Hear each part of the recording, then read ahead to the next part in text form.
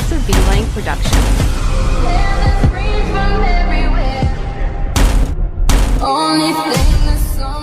So guys, welcome back to another vlog. We are 15 weeks out, so we are 15 weeks out from Season C, IFBB. I'm back. We are going to hit a bit of an upper session. I've got a special guest with me, my coach, Australia's first classic physique pro, and also my lookalike, Paulie Vu. So Paulie's my coach.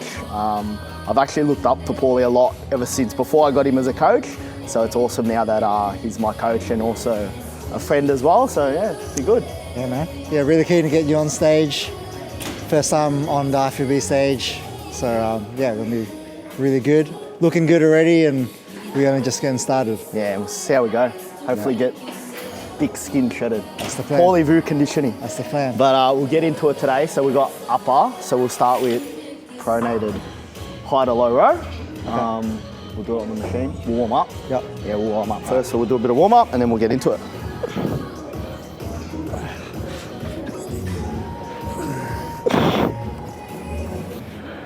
This is old man things. You gotta warm up.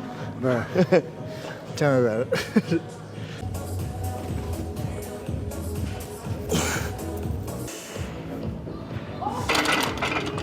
Too big, mate, relax. So exercise number one, we've got a overhand pronated high to low row. Hit the mid back here, a bit of lats as well. It's a bit of a warm up. What I like to do here when I'm doing this is keep my shoulder blades locked down and back and drive my chest as hard as I can into the pad. Try not to lean and arch back through, not too much through the lower back when I'm performing this. We'll do one top set for 8, like try to go for 8 reps, and then we'll do a back off like 10 to 15 or something like that. See how we go. Just want to grow wings like Paulie Vu. Fucking. Shit. All right, bro. Let's get it. First set.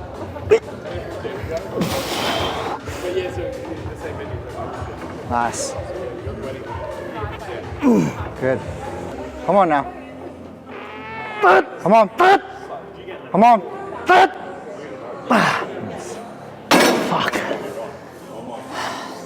Nice. What was that, 10? Yeah. Could have gone a bit heavier, I reckon. Yeah. Now. You gotta have you time. Yeah. Exactly. Alright, bro, let's go.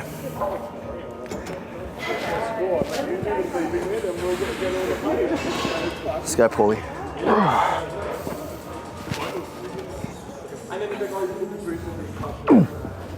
Let's go. Come on, bro.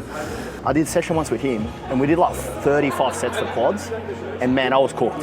Yeah. I was like, we did like 4 sets of leg extensions, a hack squat, 3 sets, leg press, 3 sets, pendulum, 3 sets, Bulgarian, 3 sets, walking lunges, 2 sets. I'm like, bro, I'm cooked. Like, I can't, I felt sick the next day. Yeah. You know what I mean? So it just goes to show, I don't think more is better. I don't think so either. Yeah. I think a lot of people inherently, when they have more volume to do, they slack off, right? Yeah. Like the intensity is just not as high. Yeah. No matter like how hard you think you train, it's hard to keep that intensity. Yeah, it's hard. If you're doing like 25 sets of workout. There's no way. If you're trying to leverage volume and try to get strong, it's not really gonna work, right? And then if you go on the other end, if you're a newbie, you won't be able to fully understand the concept of that top set and drop off set. Yeah. Because like I try to explain that, because when people at the gym ask me, I'll tell them, they're like, you only do 2 sets. I'm like, yeah, but look at how they perform. Yeah. So like if you're a newbie, on the other hand, it's like simple is better. Yeah, so if I had a beginner client, I wouldn't be giving them top set back off. No way, yeah. Because they're not going to get the most out of it, right? They haven't built the skill required, the form required to actually take themselves there. And if anything, if they're a newbie, you actually want to give them more volume so they get more practice. Yeah, and then they can understand, motor pattern, like learning the actual movement, you know what I mean? And also like you said, not just skill, but mental wise, they don't know themselves how to push themselves to that point yet. Yeah. Like they don't know, like that's, like say instance with newbies, I'll say 5 more and they'll start speeding up. Yeah. Like, okay, well, you've obviously got more. So. Yeah, and safety is obviously something you could be concerned about, right? Like, for example, I could give you 2 sets, tell you complete failure, and I would be pretty confident that you'll be able to take yourself there with good form. Whereas if you're going to tell a newbie to go like all the way to failure, they don't have that skill to be able to take themselves there without compromising form, right? Yeah. Nice.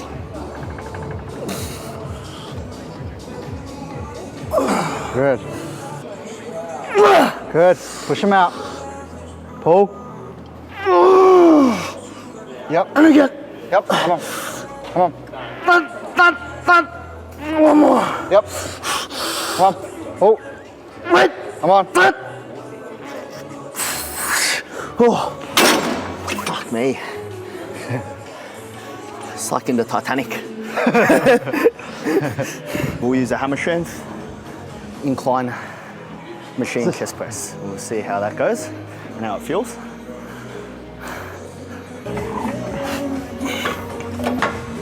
Into it.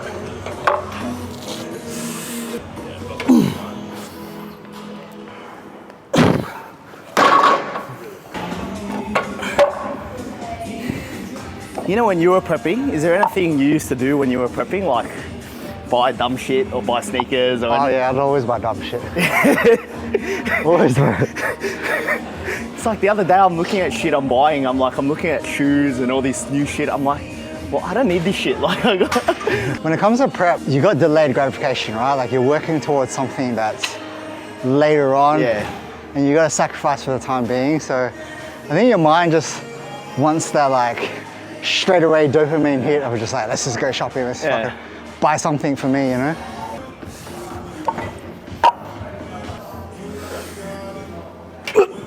Come on.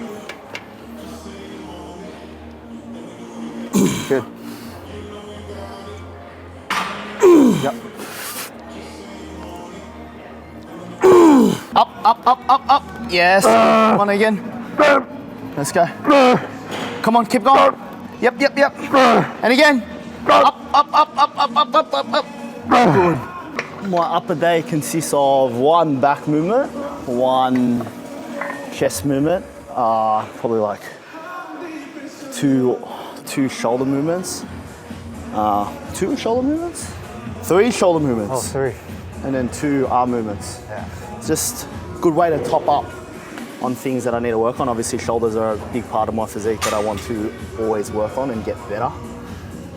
So yeah, just a good way to top up a little bit towards the end of the week rather than adding more volume on another day throughout, like in the middle of the week, just having an extra upper type day. And you can always have bigger shoulders, chest and back.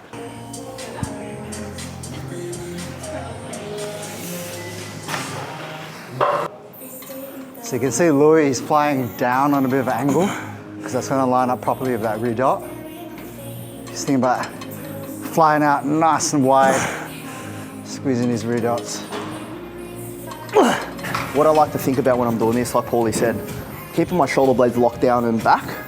So locking down and back, almost, I don't want to shrug, keep them locked down and almost pull down, like Paulie said, in line with that rear delt. And also keep those arms pretty stiff. I see a lot of people bend their elbow. It just turns into like, you don't want to extend with the tricep or use any triceps. So keep everything super locked in and stiff.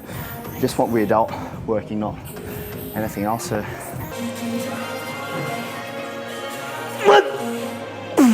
Good. Keep going.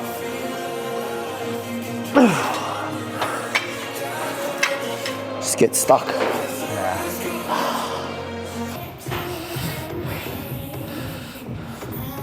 We're trying to set up a wide raise, which we were doing this type of movement. Yeah. This is going to work the shortened part of the mid delt, but also work the lower trap because the lower trap needs to stabilize while your arm is overhead. To set this up, we want to think about essentially just drawing the path where we want that resistance. So it's going to be, if we just point it straight down, there and there. So if you're trying to figure out where to put the cable, just practice the movement and literally just point where we want that resistance, right? So what we should see is when we raise it up, that cable runs directly along our arm.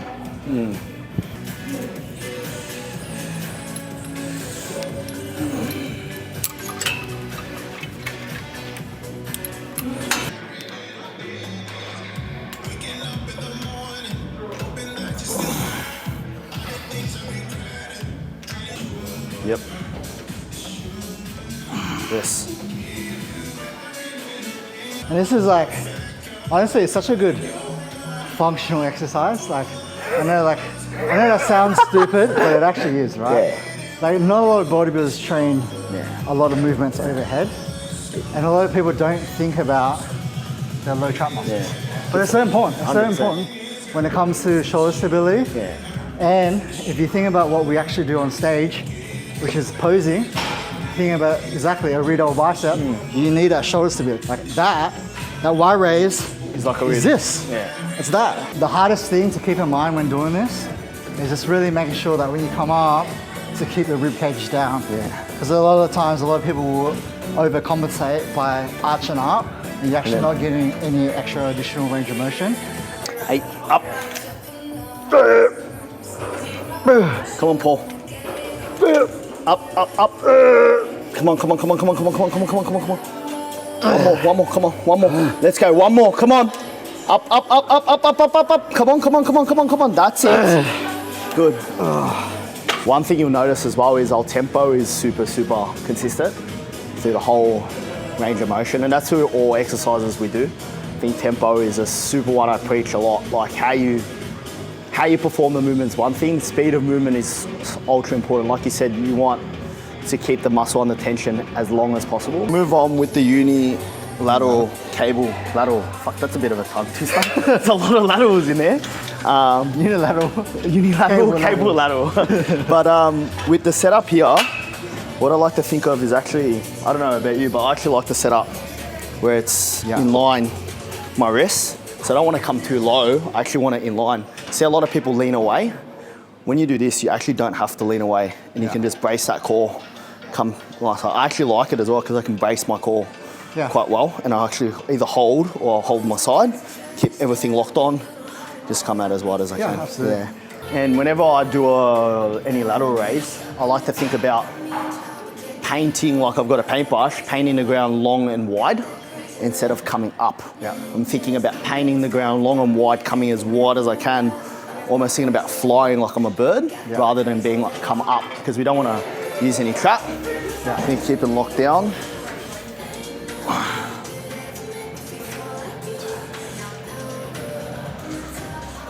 I used to go into sessions like super focused, like I don't want to fucking talk, and like I'm really like, oh, okay, I'm gonna think. It's like, that's great and everything, but I feel like I get more tired because I'm just so focused all the time. But it's like when I'm locked in for when I need to do the set. But during the, I mean, you know, just being able to relax, and it almost, I actually train better because I'm calmer. Like, and then, okay, when you do the set, boom, it's like controlled aggression. Like when I need to go, I go. But then when I'm, you know, when we can still talk, and I think it's actually, it's a sign of almost a good professional that you can turn it on when you need to, and you're not always on, because it takes a lot of energy as well. It does. You know? And I think it, honestly, it just makes it a little more enjoyable. You know, 100%. Talk a little bit of shit in between sets, but exactly like you said, as long as when it's time to work, you flick that switch, you get training. If you're talking shit during the set, you're probably not training hard. Probably not training hard enough. Good. Come on. Yep. Good. Come on. Come on. Yep. Come on, bro. Come on. Come on. Are you in it? One more. Yes. Yep. One more.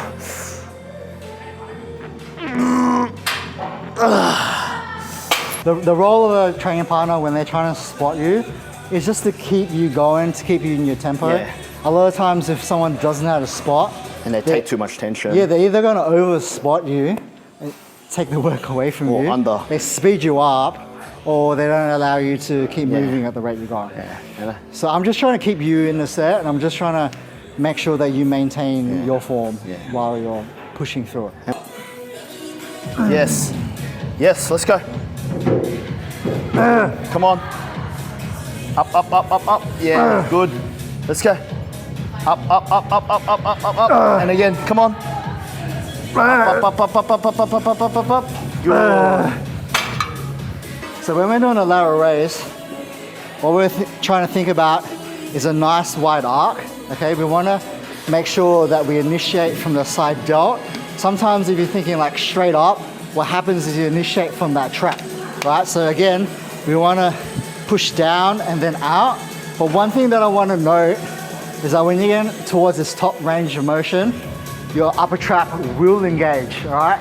Anybody who says you're gonna keep the upper trap out of the whole movement doesn't understand how the scapula works, right? So initiate from the side delt, but that top part of the range is completely normal to feel that upper trap, all right? I just wanna add that in because I feel like there's a lot of people these days that really just try to singular one muscle group. No, you can't. And they don't understand how the body works. Like the body doesn't work like that. Once that scapula comes up, that upper trap needs to engage to get that scapula further up. And there's always like a primary and a secondary. As long as, like you said, like Paulie said, you're not engaging from the bottom. As long as it's You mainly initiate from there. here. So side out, side out, side out, and then a bit of upper trap is alright. That's why like, because once that arm comes up, you need that upper trap to engage to keep that shoulder blade going. One thing I'll say, like, it's super important when towards the end of the movement, you know you should be slowing down. The speed of movement should be getting slower towards the end. So if you're doing reps and say Paulie says 5 more and I start speeding up, well, obviously I haven't really hit true failure yet because I'm still holding out. So towards the end, it should be getting slow. You should be barely moving it. I mean, you don't want to be speeding up, you know, with 3 more to go. It's a great indication of how I can tell someone's really hit failure. It's a good indication where, like, if you're speeding up, maybe you've been sandbagging, but if you are speeding up, then it's like, have you compromised form, right? Like, why are you speeding up? Is other muscles? Are you doing, other muscles taking a word for you? Are you using some body English? Body English? Body English, right? I never heard of that. You gotta say body Korean and body Vietnamese.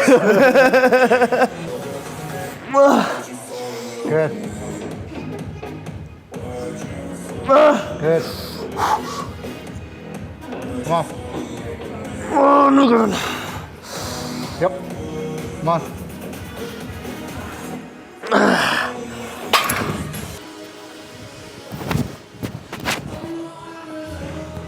If you're trying to get your triceps fully short, almost aim behind you. Like, try to push it behind you. Yeah, there you go. Good, push it right behind you. There you go. Nice. Ooh.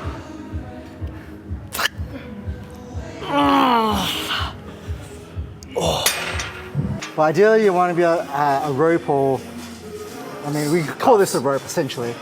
It's got to be long enough where you can get the arms at least by your side, if not a little bit further back.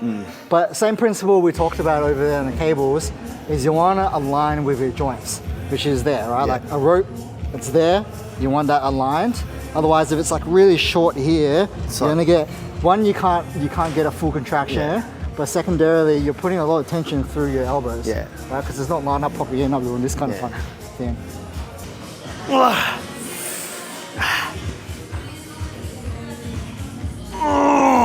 Yep, come on now. Come on. It's super important to surround yourself in an environment that is going to help you grow. So like Paulie's got a lot more experience than I have. I wasn't gonna say older. A lot more experience than I have. Thanks. And also like he's super accomplished pro. You know what I mean, awesome coach as well. And you look at one gym as well, you know, you got at one time you'll have 2-3 pros, Mr. Australia, Mr. Victoria. Surrounding yourself with an environment that's gonna challenge you and help you grow. Like, fuck, I'm a small fish, you know, in a pond like this. It's like, it's gonna help you grow and push yourself, and, you know, not just business-wise, but training-wise as well. You wanna be somewhere where, you know, you surround yourself with 5 people that drink orange juice, you're gonna be the 6th person that drinks orange juice, I always like to say. So it's like, if you surround yourself with successful people in business, you know, physique-wise as well, you're gonna get there. So Louis trying to like look like me. So. I'm almost there. Not quite. If I get the same haircut as him, I'll be just as big as him, you know. 7, let's go. Come on, Paul.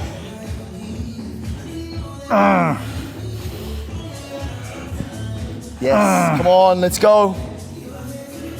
Yep. Let's go, come on. Yes, and again.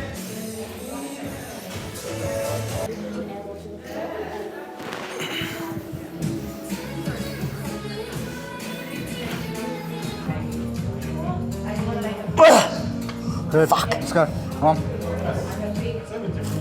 Wait. Yep. Come on. Let's go, Louis. Get up.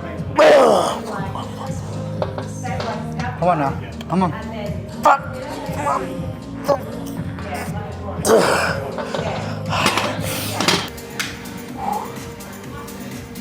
I like it because it actually hits both ways. Like, nice squeeze at the top because I'm like almost fully length. I'm fully lengthened at the bottom, so it's like a massive stretch. Obviously not as much as like a preacher because you're coming forward. You still get a nice stretch. Coming up, almost really trying to. I turn the pinky to my shoulder. I've programmed for Louis on his pull day. He's got a incline cable curl, so that is a very stretched position for the bicep because the elbow is behind the shoulder. And then he also has a machine push curl, where the elbow is slightly in front of the body, so a little bit more shorter. And then now today we've got a spider curl, which is essentially right in front of the body, so an even shorter position. So again, we've got 3 movements working 3 different parts of the bicep.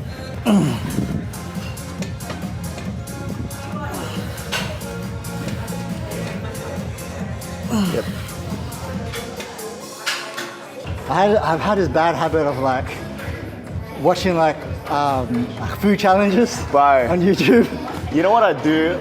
My dad doesn't understand. Every time I start dieting, I start watching like Munchies, fucking Food Tour. That's why I knew about that Netflix thing, like that I told you, the food tour, street foods. I just start watching all these random food shit. I would never watch it during off season, but during prep I watch it. And my dad's like, why do you punish yourself like this? Like what? And I'm like, I don't know. I get joy out of watching other people eat.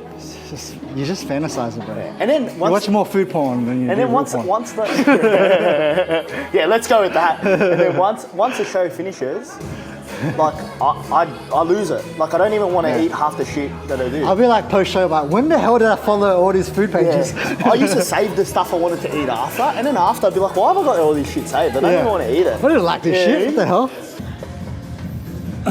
Let's go, Paulie. Up. Come on, up. Let's go. Up. Good. And again, let's go. Go. Come on. Good. And again, let's go. Up. Go. Bit more. Yes. Good. Hold on, bro. Thanks, man. Good sesh. Don't have your arms so high. Just bend it slightly. Rotate more if you can.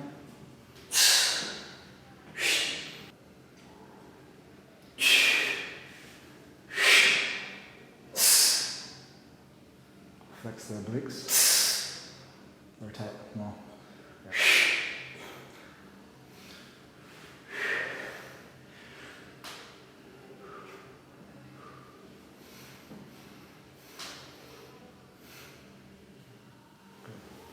Supinate that wrist. Depress the shoulders a bit. Keep some weight on the legs.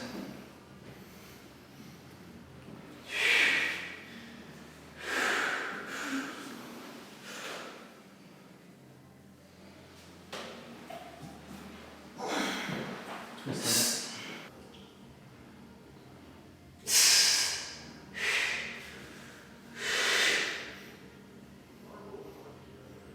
Don't have this turned out yet, too much.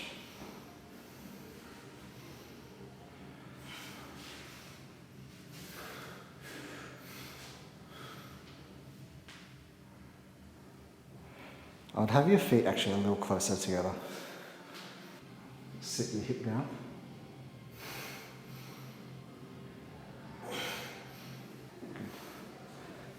Spread. So use that, grip that feet and spread the floor. That way? Yeah. So you think about spreading that way.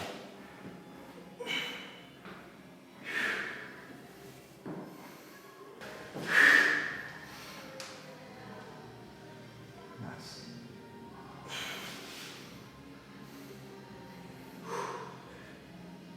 Anyway, guys, that's it. Just finished off with a bit of posing there. Took you through an upper session, 15 weeks out.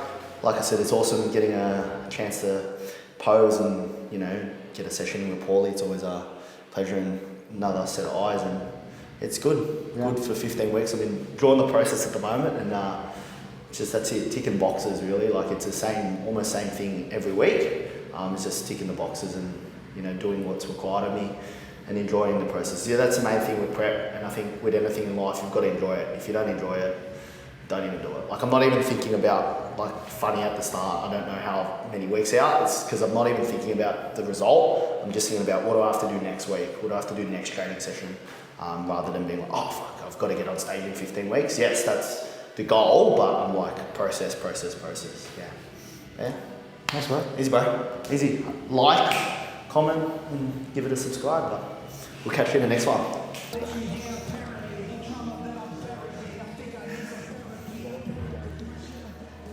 All right, big boy. Just give this back to me.